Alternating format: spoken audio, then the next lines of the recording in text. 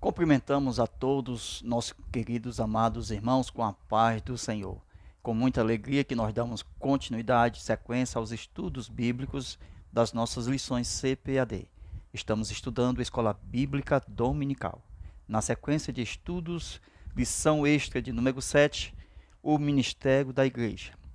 Nós estudamos o textuário, leitura bíblica em classe, estudamos também o segundo tópico, a estrutura ministerial do Novo Testamento, onde trata do ministério quíntuplo, ou os 5 ministérios. Veja o que diz o nosso primeiro tópico da lição, o ministério sacerdotal de todo crente.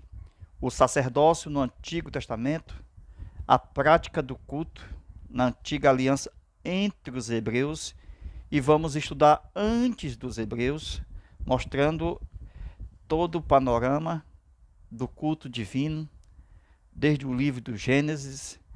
Veja aí uma doutrina bíblica confirmada no Novo Testamento, aqui mostrando o sacerdócio na atualidade, Cristo e a Igreja. Veja o tópico 2, foi estudado na primeira parte da aula, já postada no YouTube, e estudaremos o terceiro tópico, as qualificações para o ministério, onde nós falaremos, em particular, o ministério da mulher. Ok? Veja a nossa introdução do comentário do tópico 1. O ministério sacerdotal de todo crente. O sacerdócio é divino. O sacerdócio é de Deus. Deus deu o sacerdócio ao homem. Deus deu o sacerdócio a Adão, para guardar o jardim, para cuidar da família, para proteger. Foi Deus quem disse, para lavrar e guardar. Quando Deus deu o sacerdócio a Adão, Adão e Eva adoravam a Deus antes do pecado.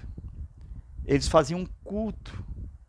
Não é porque eles iam ao culto. Não havia pecado para que o homem fosse a um templo. O homem mesmo na sua própria casa de moradia, não era o homem que saía para ir ao templo. Era Deus mesmo que dizia aos anjos e querubins e arcanjos: eu vou até a terra, no mundo onde está o meu filho, aonde eu vou receber a minha adoração, diz o Senhor.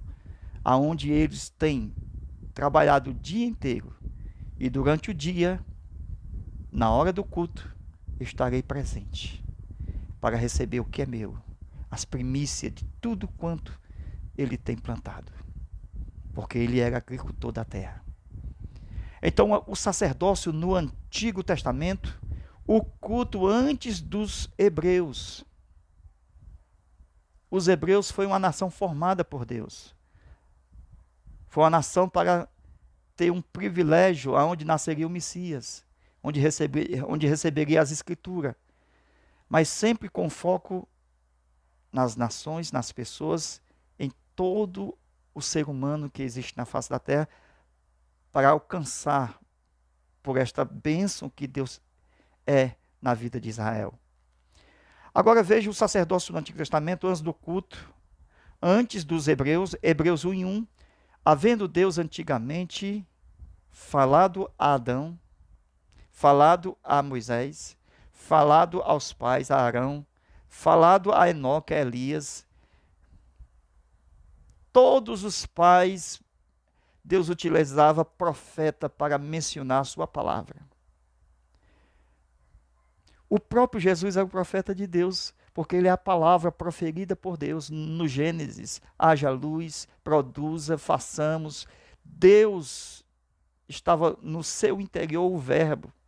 João 1:18, e o verbo estava no interior do Pai, no seio do Pai, sendo da mesma substância da divindade. João 1:1, e o verbo era Deus.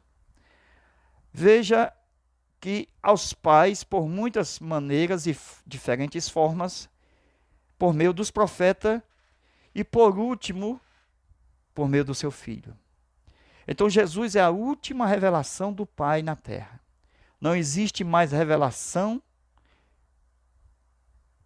Por exemplo, através de sacrifício de animais, porque o sacrifício de animais revelava aquele que haveria de vir, o Cordeiro de Deus que tira o pecado do mundo. E agora, na última revelação, o Filho diz: retira o primeiro para que seja estabelecido o segundo.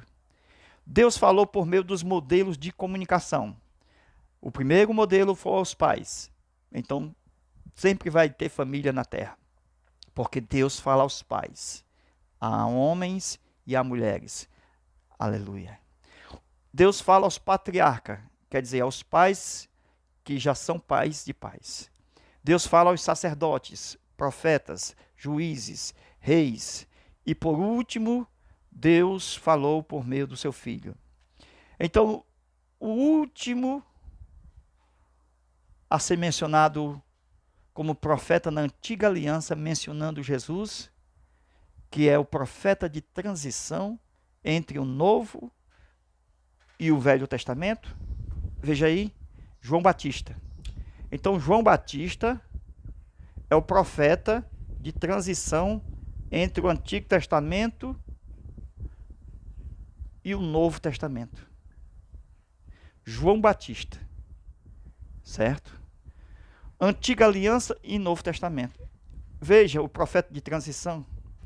Então aqui nós observamos que, por meio desses modelos de revelação, Jesus estava chegando.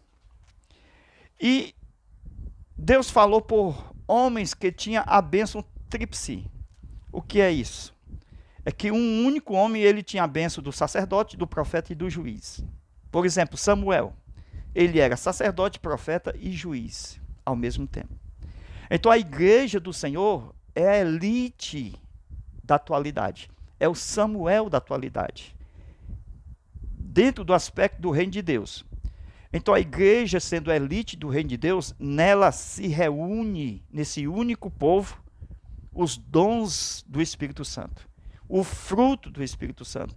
O ministério dado por Jesus aos homens na terra. Um reino de sacerdote numa única nação. Para isso, Deus enviou seu Filho amado, a fim de estabelecer esse modelo apostólico.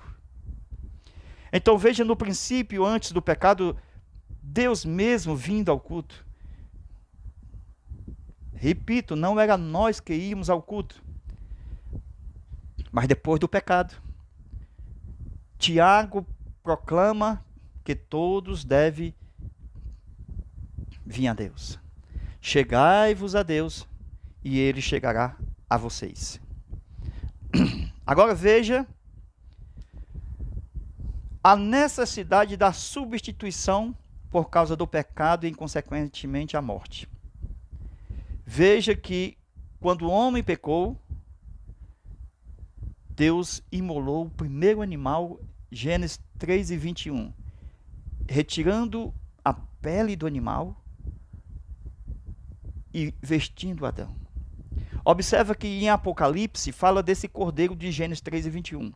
Veja lá Apocalipse 13, versículo 8. Na parte final, fala do cordeiro que foi morto desde a fundação do mundo. Olha aí, o primeiro cordeiro a ser morto, lá em Apocalipse 13:8, desde a fundação do mundo, no livro do Gênesis, na formação da terra, do homem, Gênesis 3:21.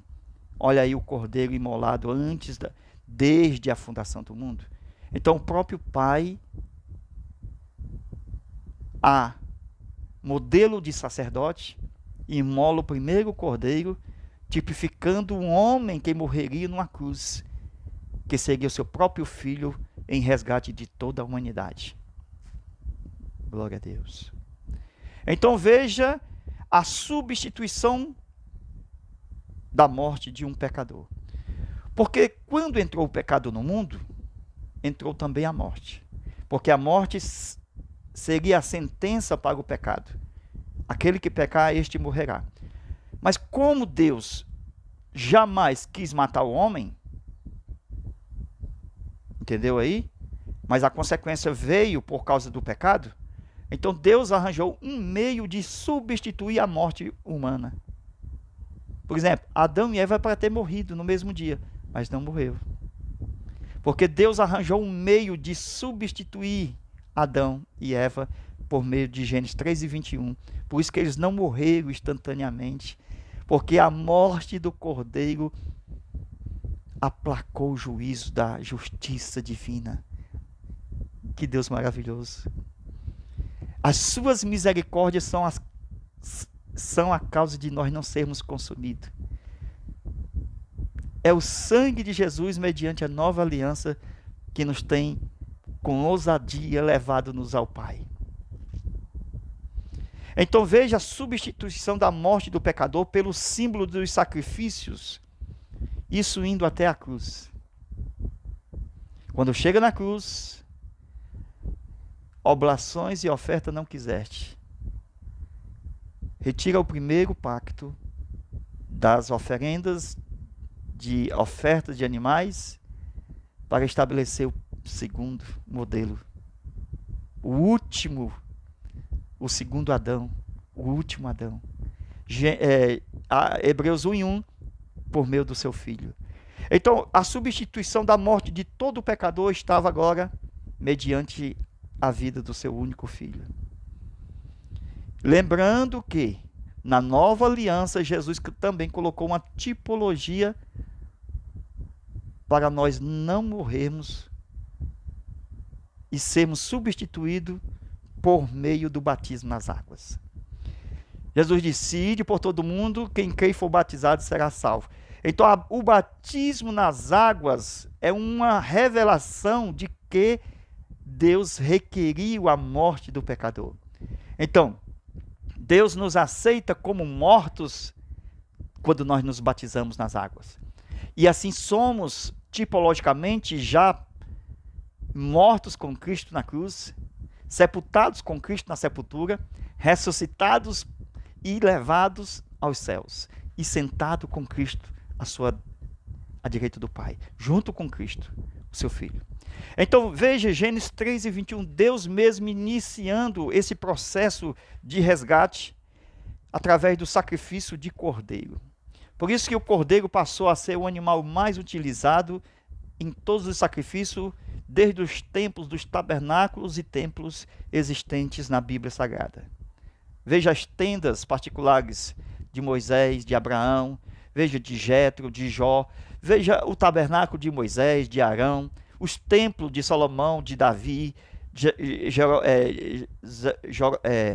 Zorobabel, e entre outros, até o templo do milênio.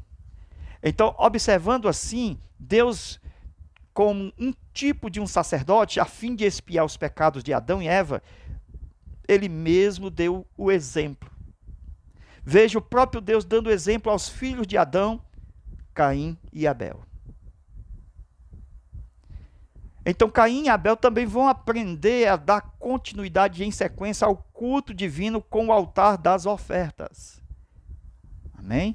Com o altar das ofertas. E aqui nós temos a continuação do culto até os dias de hoje através das ofertas. Todo culto é oferta. No tempo do Antigo Testamento eram os animais. O culto era o barulho do bezerro, o barulho do cordeiro, os berros do boi. E assim nós observamos que no Novo Testamento, nós, como um sacrifício vivos entregue ao santuário de Deus, no altar, oferecemos a Deus o nosso culto racional. Agora é glória ao nome do Senhor nosso Deus. Aleluia. Hosana aquele que vem em nome do Senhor. Aleluia. Glória a Deus. Assim é confirmada a doutrina do sacerdócio em Cristo, sendo ele mesmo o sumo sacerdote dos bens futuros. Assim, o sistema sacerdotal apresentado na antiga aliança representa hoje o sacerdócio de Cristo. Amém? Veja Hebreus 8:1. Nós estamos estudando a lição de número 7 na nossa aula extra. Então, o último como sacrifício literal, o seu Filho amado apresentado ao seu Pai na cruz, Jesus como sumo sacerdote à direita do Pai nos céus, é ministro do santuário de um verdadeiro tabernáculo celestial. que o Senhor edificou e não o homem. E nesse tabernáculo onde Cristo apresentou o seu sangue, no templo de Deus, Apocalipse 11:19, que há um templo de Deus e que o Senhor depositou seu sangue no propiciatório celestial, apresentando ao Pai como sacrifício, como pagamento dos nossos pecados, como resgate da nossa alma. Veja que anteriormente o sangue que estava diante de Deus, que clamava, era o de Abel. Mas retira o primeiro, que eu vou estabelecer o segundo. Este clama melhor do que o sangue de Abel. Aleluia. Então, sem átrio no céu, sem lugar santo no céu, só tem o lugar santíssimo no céu. No templo de Deus não há 3 lugares, só há o santíssimo. Tudo é santíssimo. Jesus é o sumo sacerdote da mesma ordem de Melquisedeque. Em Cristo, Deus rejeitou o sacrifício do sistema levítico. Aquele sacrifício que Moisés oferecia, Abraão oferecia, todos eles eram representativos do homem Jesus na cruz. Quando Abraão, em João capítulo 8, Jesus disse que foi oferecer o sacrifício, Abraão viu Jesus. Era isto que salvava os crentes na antiga aliança. Abraão foi salvo por Jesus, porque ao oferecer o sacrifício, ele viu Jesus. Então, não era o sacrifício que salvava as pessoas, mas era a mente no culto, naquela representatividade do homem que morreria em prol de todos os pecados dos homens. Então veja que Jesus disse: sacrifícios e oferta não quiseste, mas corpo me preparaste. Tira o primeiro para estabelecer o segundo. Então o Pai assegurou-lhes que todos os crentes, com ousadia, a partir da cruz, podiam entrar na sua presença por meio do sacrifício de Jesus. Todos hoje com um coração contrito, com um coração aberto e verdadeiro, se achegarão ao Pai, com inteira certeza de fé, tendo os corações purificados da má consciência e o corpo lavado pela palavra, tendo acesso livre ao novo e vivo caminho. Agora veja, na criação original de Adão e de Eva, Deus fez o Santíssimo. O jardim do Éden era o Santíssimo, e todos os dias o Senhor nosso Deus vinha para o culto. O horário do culto, no dia, todos os dias de Adão e de Eva, 6 da tarde, na viração do dia, o Senhor estava presente no culto. Na viração do dia, 6 horas da tarde, não era o homem que saía para ir ao culto, mas Deus deixava os anjos e ia ao culto na casa de Adão e de Eva. E era para lá que ele ia com o verbo, a palavra, porque todo culto tem que ter palavra. Aleluia. Sim, com a palavra, João 1:1, e a palavra era Deus. Hoje o apóstolo Tiago diz o seguinte: nós temos que ir ao culto. Chegai-vos a Deus, e ele se chegará a vós. No culto hoje, às 6 horas, Deus também vem ao culto. Quando nós nos chegamos ao culto, Deus também chegará até onde está nós. Ele diz: eu estou presente convosco todos os dias, até a consumação dos séculos. Onde estiver 2 ou 3 reunidos no meu nome, eu estarei no meio deles. Então Deus vinha para receber as ofertas no começo da história de Adão, e hoje ele vem para receber as nossas ofertas, principalmente o nosso culto racional. De tudo aquilo que nós produzimos, naquilo que nós temos produzido, Deus quer as primícias. Veja, Deus fez as primeiras vestes sacerdotais, Gênesis 3:21. O crente precisa de veste sacerdotal. Não é qualquer veste. Porque qualquer veste, ele poderia muito bem ter vestido com folha de figueira, e Deus diz: tá bom, vocês estão vestidos. Mas Deus não quis aqueles biquinhos. Deus não quis aquela vestimenta de Adão e Eva, de folha de figueira. Aqueles aventais. Deus quis uma vestimenta sacerdotal, feita de couro, feita de material duradouro, que representasse um sacerdote. Glória a Deus. Veja que Deus fez veste de pele de cordeiro. E no Novo Testamento, Jesus nos chamou para ser suas ovelhas. Olha as vestes de ovelha. Olha as vestes de cordeiro. Para ser enviado no meio de lobos. Então veja Apocalipse 13:8. O cordeiro que foi morto desde a fundação do mundo. Então, mediante a morte do cordeiro, nós somos revestidos com Cristo. Então, Paulo fala em Efésios que nós temos que nos revestir do novo homem. O novo homem redimido tem que ser revestido com pele de cordeiro. Deus tinha as vestimentas para Adão. O mundo tem as suas próprias vestimentas. Os mundanos têm as suas próprias vestimentas. O crente carnal tem a sua própria vestimenta. É uma guardada para o culto e outra guardada para o mundo. Veja que o mundo é mundano. Para se vestir, veste com avental, veste com tanga, veste com folhas de figueira. Mas as vestimentas do cordeiro, só Deus tem para dar. O filho pródigo voltou e disse: coloque as sandálias, coloque o anel no dedo e trazei a melhor veste. Glória a Deus. Esse é aquele que nasce de novo. É aquele que tem vestimenta sacerdotal. Glória a Deus. Os tipos de culto no Antigo Testamento. Veja, desde o começo. Abel, Abraão, Elias, Moisés. Como saber que Deus recebia a oferta? Na forma que Adão oferecia e Deus recebia, na forma que Abel oferecia e Deus recebia. Aí quando chegou a vez de Caim, e Deus não recebeu. Então veja o que é isso. Veja o porquê que Deus rejeita a oferta do Caim. Por que Deus... Como foi? Como é que eu sei na Bíblia que Deus rejeitou a oferta? É só olhar em todo o culto como é que Deus recebia as ofertas.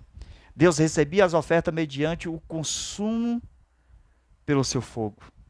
Era o fogo de Deus que vinha para a oferta de Abel e consumia como holocausto. Era o fogo de Abel que descia na oferta de Abraão, na oferta de Jó, e consumia. Elias orava para descer fogo para consumir a oferta do altar. Para saber que só Deus podia trazer fogo. Para confirmar que era profeta de Deus, mediante aos profetas falsos de Baal. Agora, observa-se que Caim foi rejeitado, porque Deus não trouxe o fogo para lamber, para consumir a sua oferta. E ele ficou desgostoso.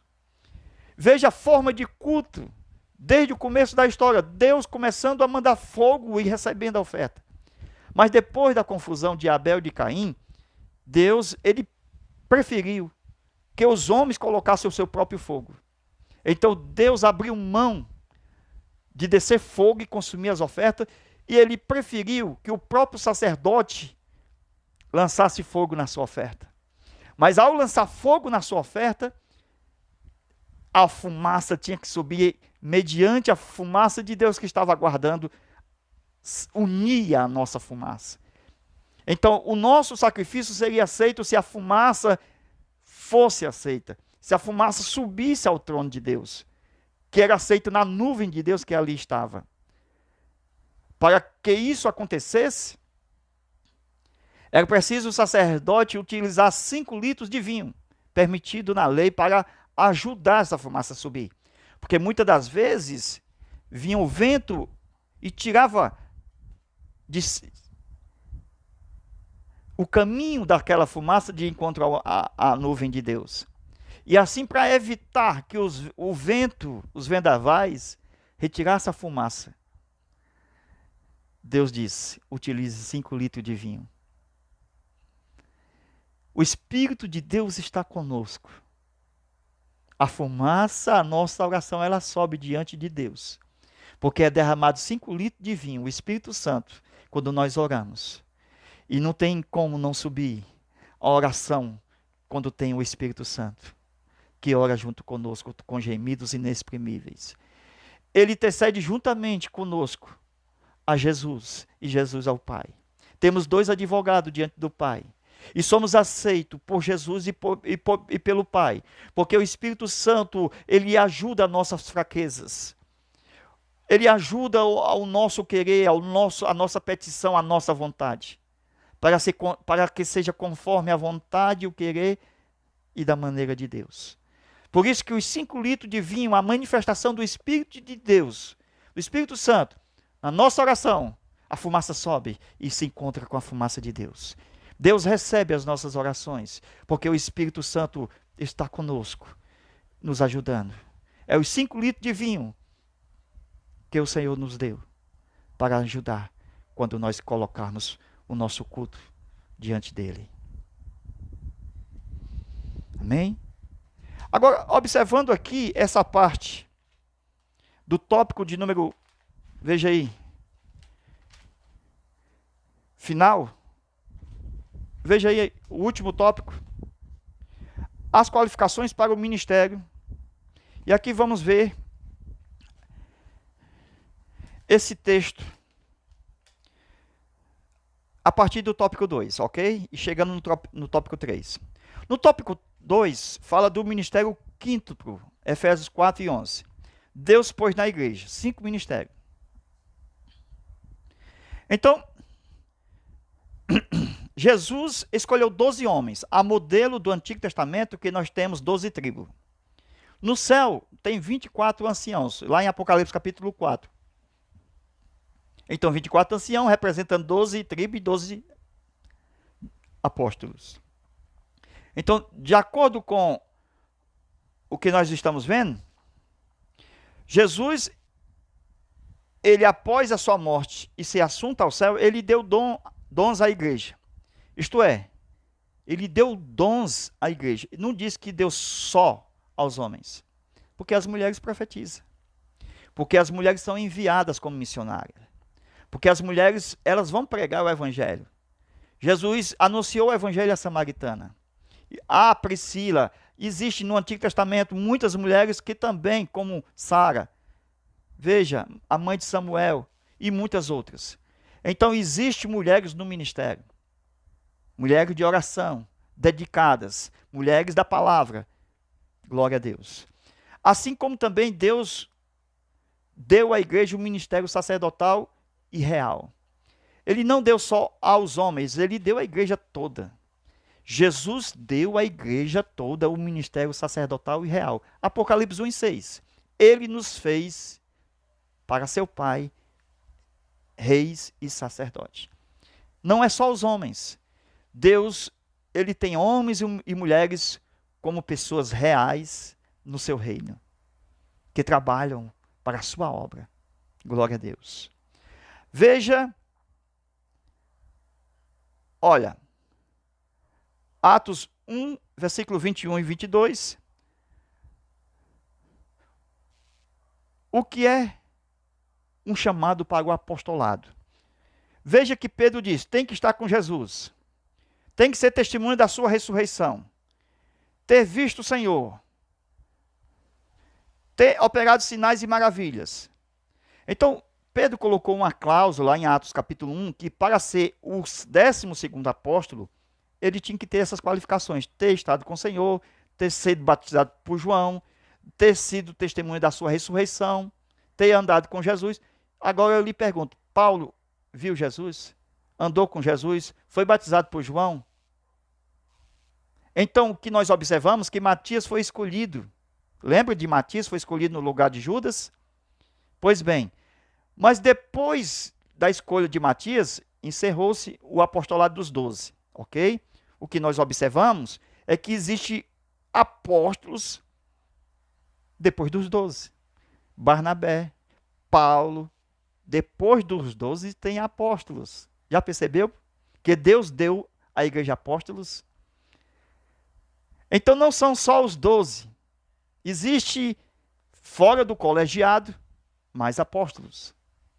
Pode olhar na Bíblia. Existem apóstolos fora do colegiado, dos 12. Então, veja, o profeta. Alguém diz, não, os profetas existiram até João Batista. Não tem assim? É. Aí eu pergunto, Jesus não era profeta? Ágabo, do Novo Testamento, lá em Atos, era o profeta da igreja? Ou você nunca ouviu a história do Ágabo, que profetizou sobre a vida de Paulo, uma grande fome naqueles dias? E tudo aconteceu. Aconteceu com Paulo, aconteceu a fome. Profetas, veja, Efésios 4:11, Deus deu profeta. Isso dentro do Novo Testamento. Na igreja, meus irmãos, existe apóstolos e profeta. Glória a Deus. Então, os profetas que duraram até João, esse é o da antiga aliança. O da antiga aliança se esbarraram em João. Aí depois de João, é os da nova aliança. Então, João seria o último profeta, né? E maior, segundo Jesus, nascido de mulher até aqueles dias. Então, ele encerra o Antigo Testamento para iniciar o Novo Testamento. Mediante a mensagem do reino de Deus pregado por ele, arrependimento, arrependei-vos porque é chegado o reino dos céus. Então, veja, na nova aliança, Efésios 4:11, Deus deu profeta à igreja. Ok? Os presbíteros anciãos, aquele que preside a igreja, veja Atos 14:23, presbítero era alguém, por exemplo, poderia ser um bispo, um líder de todos, certo? Que presidia. O presbítero poderia ser o pastor, o presbítero poderia ser o mestre, poderia ser o profeta, o evangelista, poderia ser qualquer um dos 5 ministérios. Esses são os presbíteros. A nossa lição diz o seguinte: o presbítero era alguém que supervisionava, presidia, aquele que exercia a função de pastor. Conclusão: o presbítero era os 5 ministérios. E as mulheres eram chamadas de anciãs do ministério. Elas tinham qual dom? Qual era o dom das mulheres? A Bíblia chama de presbítera. Isso no feminino. Isso está escrito na palavra de Deus. No original. Na nossa tradução não aparece presbítera. Por isso que a gente não fala na igreja, porque não está traduzido em português. Mas se fosse ler sem a tradução, tinha lá, presbítera. Tem lá. Então tem presbíteros e presbíteras. Onde está escrito isso? Veja lá, 1 Timóteo 5:1. Quando o texto diz, e aos jovens, que aqui não é os jovens de menor idade, como se fossem os adolescentes da igreja, mas aqui são os jovens presbíteros, não são os que têm pouca idade, na adolescência.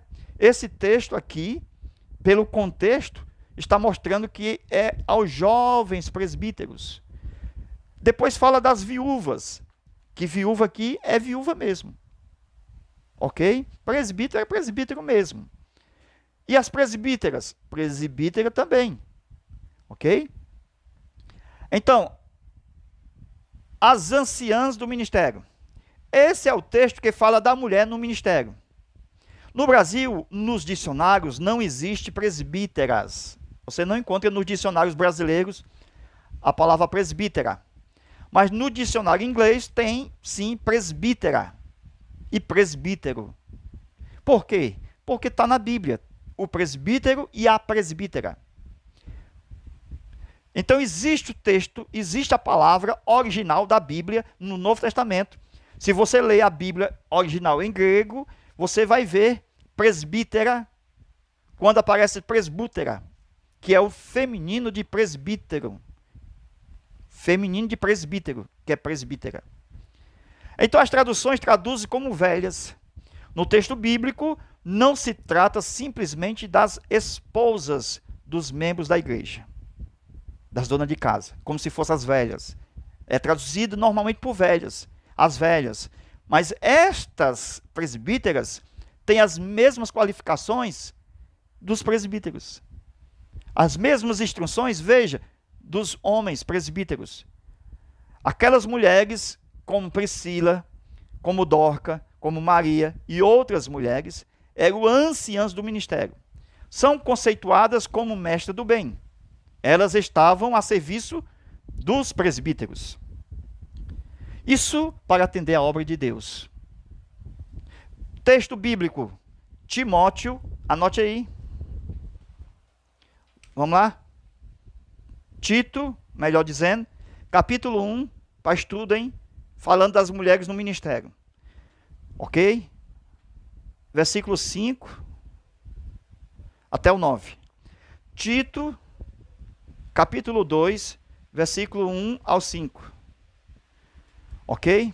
Então, aqui fala dos presbíteros e das presbíteras. Homem e mulher. Está escrito no texto. Veja o requerimento para o homem. Veja o requerimento para a mulher. Os mesmos requerimentos. Agora veja que não é título. Mais uma vez, não é título. É muita soberba da parte daquele obreiro se intitular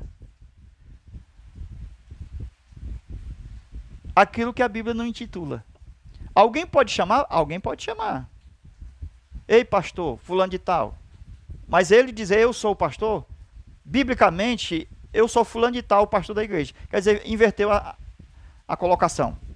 Então, esta aula é para ministro e não para o povo em geral, porque trata de aulas ministeriais que nós devemos saber. Agora, veja, se o pastor tem a sua esposa do lado, a igreja vai chamar ela de pastora? Não. Por que não? Porque ela, para ser pastora, ela tem que ter o chamado igual a ele. Ela tem que ser ungida igual a ele.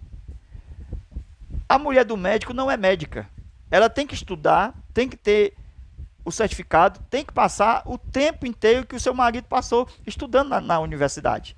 Tem que ser formada. Assim são as funções. Assim são os títulos dados a médico e a médica. Não é porque o médico tem uma mulher, ela é médica. Tu vai fazer uma cirurgia com a mulher do médico? Ela não é médica. Então a mulher do pastor não é pastora. Pode ser pastora? Pode ser pastora. Assim como também a mulher do médico também pode ser médica. Desde que tenha a mesma característica do médico. A mesma graduação. Isso é sério, viu, irmãos? Viu? Isso é muito sério. Veja outros textos aí. 1 Timóteo 3 e 8. Vai anotando aí. 1 Timóteo 3, versículo 8. Outro texto. Tito 2, versículo 3. Veja as mulheres anciãs do ministério. Glória a Deus. Pouca gente ensina isso aqui. Mas se nós olharmos na Bíblia, é o que está lá. Estudando com calma e com cautela, nós chegaremos a esse ensinamento. Observe que na nossa lição, tratou do presbítero com as funções de presidir, com uma função de pastorear. Então está chegando lá. O presbítero é uma das funções dos 5 ministérios. É o que nós estamos ensinando. A lição está chegando lá. Falta apenas colocar em prática. Porque o ensinamento está chegando lá. Veja, mais uma vez, Atos 14, 23. Esse que eu coloquei na primeira aula, quando você viu aí na tela. Você viu aí na tela, ok? Essa parte aí. Então veja, Atos 14, 23. O termo presbítero é usado para referir a ancião, que presidia as igrejas. Olha aí, o ancião, porque presidia a igreja. Atos 20, 17. Paulo encontra os presbíteros de Éfeso. Dessa forma, o presbítero era o supervisor, ou o que presidia, ou o pastor. Opa, está chegando lá. É o que nós estamos ensinando. O presbítero são os 5 ministérios. Amém? Falta colocar em prática. Glória a Deus. Nós vamos estudar a lição de número 8, a disciplina na igreja. Estaremos estudando e colocando para vocês aí até a nossa próxima aula, se o nosso bom Deus nos permitir. Amém. A paz do Senhor a todos.